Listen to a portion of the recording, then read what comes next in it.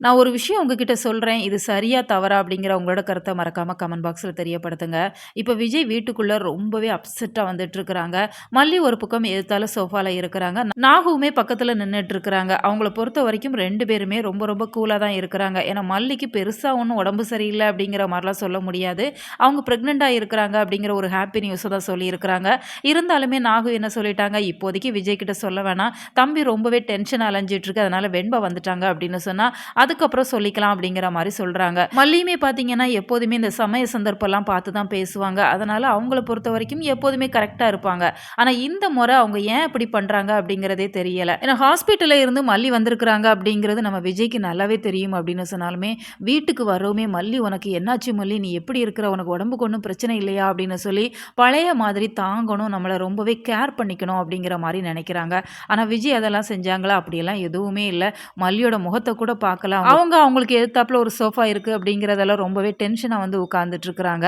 அதுக்கடுத்து அவங்களுக்கு ஒரு கால் வருது அப்படிங்கிறதுல வெண்பாவ பத்தின விஷயமா இருக்கும் அப்படின்னு சொல்லி, போரூர் அங்க இங்கன்னு அலைஞ்சிட்டு இருக்கிறேன் அப்படிங்கிற மாரி அவங்களுமே வேக வேகமா போயிட்டாங்க. இப்போ மல்லி நாகு கிட்ட சொல்றாங்க, "பாருங்க அண்ணி அவருக்கு என் மேல பாசமே இல்ல. நான் எதுத்தால உட்கார்ந்துருக்கிறேன். என்னோட முகத்த பார்க்கறதுக்கு கூட அவருக்கு சுத்தமா புடிக்கல.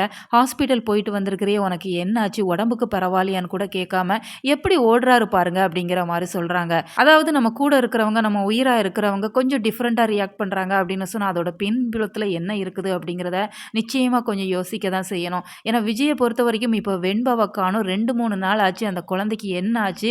உயிரோட இருக்கிறாங்களா? இல்லையா? சாப்பிட்டாங்களா? எங்க போனாங்க? இந்த ரவுடிங்கள் அவங்கள என்னெல்லாம் கொடுமைலாம் பண்றாங்களோ அப்படின்னு சொல்லி ஒரு தகப்பனா அவங்களுக்குள்ள 1000 வலிகள் இருக்கும். ஆனா அப்படி இருக்கிறப்ப, மல்லிய கேர் பண்ணல அப்படிங்கிற மாரி நாகு கிட்ட கொறப்பட்டுருக்கிறாங்க. இதெல்லாம் பார்க்கறதுக்கு உண்மையாவே கஷ்டமா தான் இருக்கு.